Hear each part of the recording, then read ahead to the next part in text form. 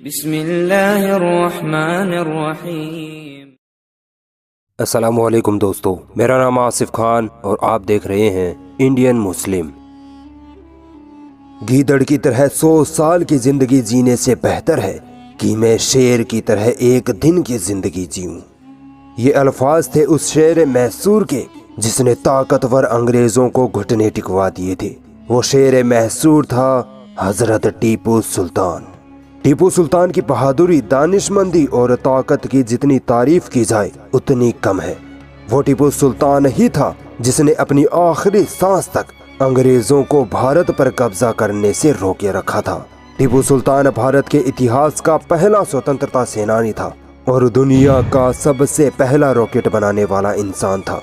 आज इसी टीपू सुल्तान के बारे में बात की जाएगी, मगर इससे पहले मैं आपसे गुजारिश करूंगा कि चैनल को जल्द से सब्सक्राइब करके बेल आइकॉन दबा दें और हमारी हौसला अफजाई के लिए इस वीडियो को अभी लाइक कर दें। दोस्तों, टीपू सुल्तान का जन्म 20 नवंबर 1750 ईस्वी में कर्नाटका के देवनाहल्ली में हुआ था। एक बुजुर्ग वली टीपू मस्तान ओलिया के नाम पर टीपू सुल्तान का नाम टीपू पड़ा, जबकि उनका असली नाम सुल्तान फतेह अली खान साहब था। टीपू सुल्तान के पिता का नाम हैदर अली और माँ का नाम फातिमा फखरुन्निसा था। हैदर अली कोई राजा महाराजा के घराने से नहीं थे, बल्कि मैसूर की सल्तनत में एक आम से सिपाही थे, मगर वो अपनी बहादुरी और तेज अक्लमंदी के चलते सल्तनत में बड़े बड़े ओहदे हासिल करते गए और आखिरकार सन 1761 में वो मैसूर सल्तनत के सुल्तान बन गए। हैदर अली पढ़े लिखे नहीं थे और इसी बात का उनको बहुत दुख होता था। इसीलिए हैदर अली ने अपने बेटे टीपू सुल्तान को हर तरह की तालीम दिलवाई, जिसमें science, geology, math, language education और दीन इस्लाम का इल्म शामिल था। टीपू सुल्तान के पास किताबों की एक ऐसी लाइब्रेरी थी जिसमें इतिहास, विज्ञान, इस्लाम से संबंधित अरबी, फारसी, उर्दू और हिंदी जुबानों में तकरीबन 2000 से ज्यादा किताबें थी।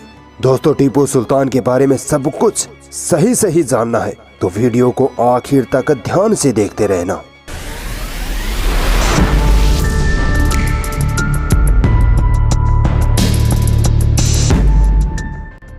दोस्तों, अंग्रेजों की ईस्ट इंडिया कंपनी ने भारत पर पूरा कंट्रोल कर ही लिया होता अगर हैदर अली ना होते तो। भारत का दक्षिणी हिस्सा अंग्रेजों के लिए बहुत ज्यादा महत्वपूर्ण था, मगर वहां हैदर अली की मुस्लिम सल्तनत थी। अंग्रेज कहा करते थे कि जिस दिन मैसूर का इलाका हम फतह कर लेंगे उस दिन भारत हमारा होगा। इसीलिए सन 1767 में अंग्रेजों ने मैसूर पर हमला कर दिया। इसे एंग्लो मैसूर की पहली जंग कहते हैं। इस जंग में शेर बनकर आए अंग्रेज हैदर अली के सामने गीदड़ बनकर रह गए। हैदर अली ने अंग्रेजों को ऐसी पटखनी दी कि अंग्रेज संभल ना सके। इसी जंग में सिर्फ 15 साल का टीपू सुल्तान भी अंग्रेजों से खूब बहादुरी के साथ लड़ा। यही जंग टीपू सुल्तान की पहली जंग थी। इस जंग के बाद टीपू सुल्तान को समझ आ गया था कि अगर भारत से अंग्रेजों को ना भगाया गया तो वो वक्त करीब है जब पूरा भारत इन अंग्रेजों का गुलाम बन जाएगा। इस जंग में जब हैदर अली ने अपने बेटे टीपू सुल्तान की बहादुरी के जोहर देखे तो उन्होंने टीपू सुल्तान को शेर मैसूर के खिताब से नवाजा।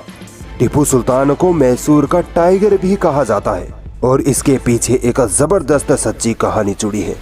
वो ये कि एक बार टीपू सुल्तान अपने किसी फ्रांसीसी दोस्त के साथ जंगल में शिकार पर गए थे कि अचानक एक बाघ, एक टाइगर ने टीपू सुल्तान पर हमला कर दिया। टीपू सुल्तान के हाथ से बंदूक गिर गई, मगर फिर भी टीपू सुल्तान उस बाघ से लड़ते रहे और फिर किसी तरह बंदूक उठाई और बाघ को मौत के घाट उतार दिया। इसी वाक़ये के बाद टीपू सुल्तान को टाइगर ऑफ मैसूर कहा जाने लगा। दोस्तों, एंग्लो मैसूर की पहली लड़ाई जो सन 1767 से 1769 तक चली थी, उसमें अंग्रेजों को बहुत नुकसान उठाना पड़ा था और इसी वजह से अंग्रेजों ने हैदर अली के साथ शांति समझौता कर लिया। मगर दुनिया जानती है कि ये अंग्रेज कितने मक्कारी और दगाबाज होते हैं। अंग्रेज जल्द ही दोबारा मैसूर पर हमला करने की तैयारियों में जुट गए और फिर अंग्रेजों ने 1780 में फिर से मैसूर सल्तनत पर हमला कर दिया। इसे एंग्लो मैसूर की दूसरी जंग कहते हैं। इस जंग में तो टीपू सुल्तान ने आगे बढ़कर अंग्रेजों को नाको चने चबवा दिए थे। 1782 में अचानक हैदर अली की मौत हो गई। और टीपू को मैसूर सल्तनत का सुल्तान बना दिया गया। सुल्तान बनते ही टीपू ने अंग्रेजों को और बुरी तरह से खदेड़ना शुरू कर दिया था। अपनी सल्तनत के खोए हुए हिस्सों को अंग्रेजों से वापस छीन लिया था। आखिरकार जंग के 4 साल बाद 1784 ईस्वी में अंग्रेजों ने टीपू सुल्तान के आगे घुटने टेक दिए और दोबारा शांति समझौता कर लिया।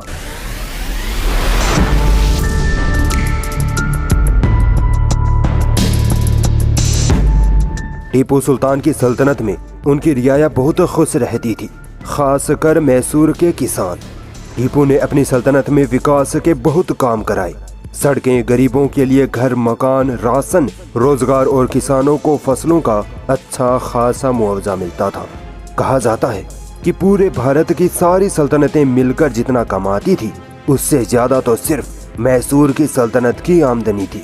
इसीलिए तो अंग्रेज पूरे भारत को छोड़कर सिर्फ टीपू सुल्तान को हराने में तुले थे। दूसरी एंग्लो मैसूर जंग के 1 साल बाद ही मराठों ने भी टीपू सुल्तान पर हमले करने शुरू कर दिए, मगर मराठे हर बार टीपू से मार खाकर घर लौट जाते। दूसरी तरफ निजाम भी अब टीपू सुल्तान से जंग लड़ने की तैयारी में आ गए। बस यहीं से अंग्रेजों ने अपनी चालबाजियों को अंजाम देना शुरू कर दिया। मराठे और निजाम जब टीपू सुल्तान के खिलाफ हो गए तो अंग्रेजों ने अपना आखिरी पासा फेंका। अंग्रेजों ने मराठों और निजाम को दौलत और मैसूर की सल्तनत का लालच देकर अपने साथ मिला लिया। टीपू सुल्तान अब अकेले पड़ गए और चारों तरफ से घिर गए। मगर टीपू की हिम्मत और बहादुरी की दाद दीजिए कि टीपू सुल्तान ने फिर भी अंग्रेजों के आगे घुटने नहीं टेके। टीपू सुल्तान बार बार मराठों और निजाम से कहते रहे कि ये अंग्रेज तुम्हारा फायदा उठा रहे हैं, ये हमें आपस में लड़ाकर भारत पर कब्जा करना चाहते हैं। मगर अफसोस, टीपू की ना निजाम ने सुनी और ना ही मराठों ने। सन 1790 में अंग्रेज प्लस निजाम प्लस मराठाओं ने मिलकर टीपू सुल्तान पर हमले कर दिए। ये तीसरी एंग्लो मैसूर जंग थी। टीपू सुल्तान जानता था कि वो अपनी छोटी सी फौज के साथ अंग्रेजों की इतनी बड़ी फौज का मुकाबला नहीं कर पाएगा, मगर फिर भी टीपू सुल्तान लड़ता रहा। जब टीपू को लगा कि उसके सैनिक, उसकी सल्तनत के मासूम लोग बेगुनाह मारे जा रहे हैं, तब टीपू को मजबूरन अंग्रेजों के आगे सरेंडर करना पड़ा। 2 साल चली इस जंग में टीपू को इतना नुकसान हुआ कि मानो सल्तनत की रीढ़ की हड्डी ही टूट गई थी। अंग्रेजों ने टीपू के साथ 1792 में श्रीरंगापट्टनम का समझौता किया। इस समझौते के तहत अंग्रेजों ने टीपू की सल्तनत का 50% हिस्सा अपने कब्जे में ले लिया और हर साल 1 करोड़ रुपए हर्जाना वसूल किया। यहाँ तक कि टीपू के 2 बेटों को भी अंग्रेजों ने गिरफ्तार कर लिया।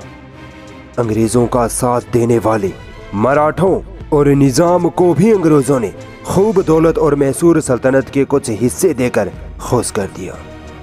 हाय अफसोस, जब टीपू सुल्तान भारत के लिए अकेला लड़ रहा था तब कुछ लोग अपने ही देश के खिलाफ अंग्रेजों का साथ दे रहे थे।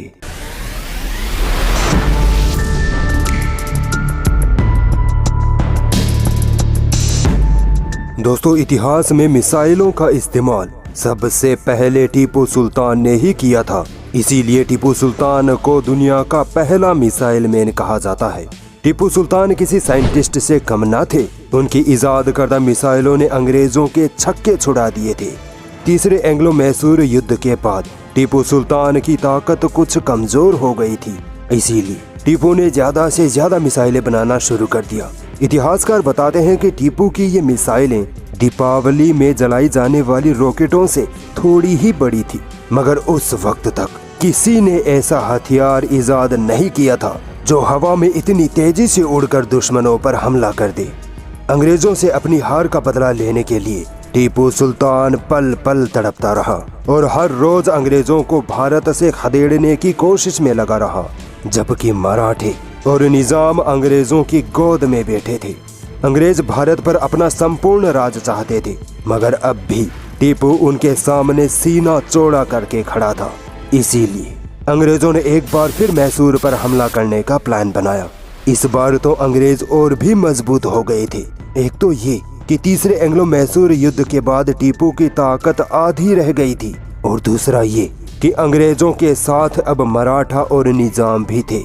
अंग्रेजों को पूरा यकीन था कि इस बार टीपू का खेल खत्म ही कर देंगे। सन 1799 में अंग्रेजों ने मराठा और निजाम के साथ मिलकर टीपू पर हमला बोल दिया। ये एंग्लो मैसूर की चौथी जंग थी। अंग्रेज मराठों और निजाम को मिलाकर 50,000 की सेना बनी, जबकि टीपू सुल्तान के पास इसकी आधी फौज भी नहीं थी। मगर टीपू के पास अब भी मिसाइल और जबरदस्त तोपें थी। अंग्रेजों ने टीपू के किले को घेर लिया और ताबड़तोड़ गोलाबारी शुरू कर दी। इस गोलाबारी में किले की एक दीवार में छेद हो गया। अंग्रेज चाहते थे कि किसी तरह इस छेद से किले में घुसा जाए। यहाँ अंग्रेजों की सबसे बड़ी और आदतन वाली साजिश का पता चला। टीपू की सेना में एक सिपह सालार था, मीर सादिक। अंग्रेजों ने उसे दौलत और सल्तनत का लालच देकर खरीद लिया था और मीर सादिक टीपू से गद्दारी करने पर भी राजी हो गया। जब अंग्रेजों ने किले की दीवार पर छेद कर दिया, तब मीर सादिक ने अपनी फौज को तनख्वाह देने के बहाने पीछे बुला लिया और अंग्रेजों को संकेत दे दिया कि अब रास्ता साफ है। और फिर अंग्रेज किले में घुसते चले गए। जब टीपू को पता चला कि अंग्रेज किले में घुस गए हैं, तो टीपू खुद अपनी बंदूक लेकर अंग्रेजों से लड़ने बाहर आ निकले। टीपू अकेले ही खूब बहादुरी के साथ अंग्रेजों से लड़ते रहे, मगर अंग्रेजों की तादाद बहुत ज्यादा थी। अंग्रेजों ने टीपू पर गोलियां बरसा दी। बहादुर टीपू फिर भी ना रुका और अपनी तलवार लेकर अंग्रेजों के सर कलम करता रहा। टीपू के सीने पर कई गोलियां लगीं और टीपू बेसुध होकर जमीन पर गिर पड़े। अंग्रेजों ने मैसूर के किले पर कब्जा कर लिया, मगर टीपू की लाश को उठाने में अब भी अंग्रेज कांप रहे थे। अगली सुबह मैसूर की गलियों में जब टीपू सुल्तान का जनाजा निकला, तो सल्तनत की रियाया खूब जोर जोर से रो रही थी। अंग्रेज खुद इस बारे में कहते हैं कि अगर मीर सादिक हमारे साथ ना मिलता, तो हम कभी टीपू सुल्तान को नहीं हरा पाते। टीपू सुल्तान की मौत के बाद अंग्रेजों ने कहा, अब भारत हमारा है।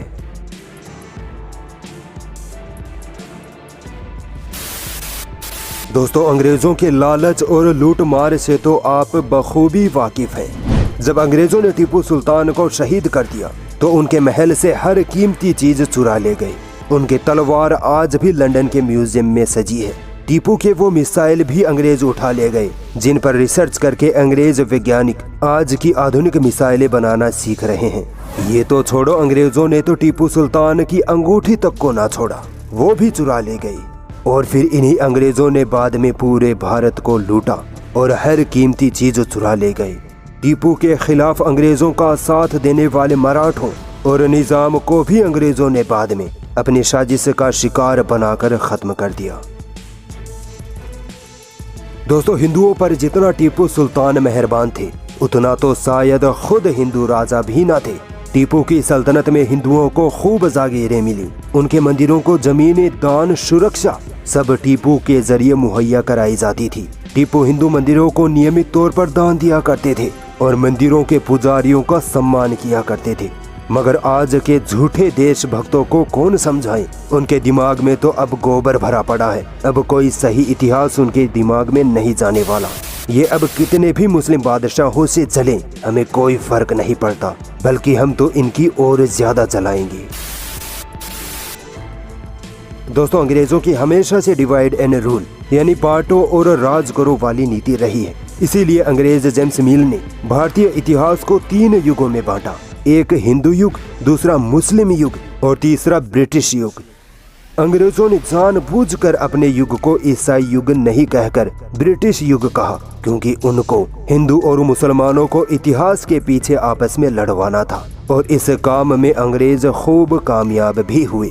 अंग्रेजों ने टीपू सुल्तान के साथ भी यही किया। अंग्रेजों ने टीपू को हिंदुओं का दुश्मन होने का झूठा प्रोपेगेंडा चलाया। टीपू पर झूठे आरोप लगाए कि टीपू ने हिंदू मंदिरों को तोड़ा है, टीपू ने हिंदुओं को जबरन मुसलमान बनाया है।